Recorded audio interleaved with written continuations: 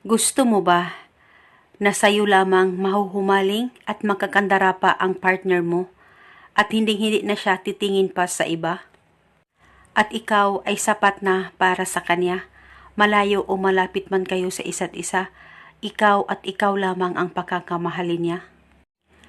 May ituturo na naman ako sa inyo ngayon na ritual. Ito'y napakasimple at napaka-epektibong ritual basta magtiwala ka lang sa mga ritual na iyong gagawin.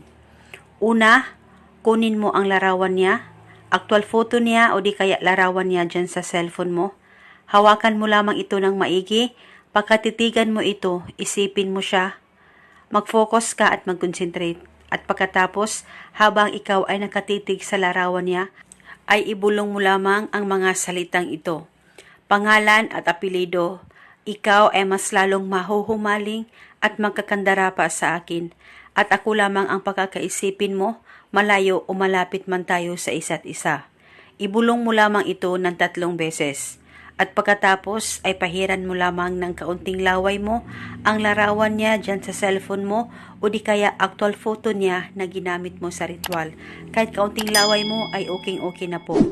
At pagkatapos, kung actual photo niya ang ginamit mo sa ritual, ay itago mo lang ito. Pwede mo lamang itong ilagay sa unan mo at unanan mo ito palagi sa tuwing ikaw ay matutulog. At pwede mo naman itong ilagay lang sa damitan mo.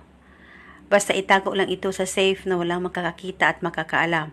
At pwede mo bulungan araw-araw ang larawan niya dyan sa cellphone mo o di kaya actual photo niya na ginamit mo sa ritual. At gawin ito hanggang kailan mo gusto o hanggang kailan mo gusto ihinto ang ritual na ito. At paniguradong ikaw ay hindi niya pakakawalan kailanman, malayo o malapit man kayo sa isa't isa, ay ikaw lamang ang pakakaisipin niya. At ito muna sa ngayon, maraming salamat po sa panunood. May God bless.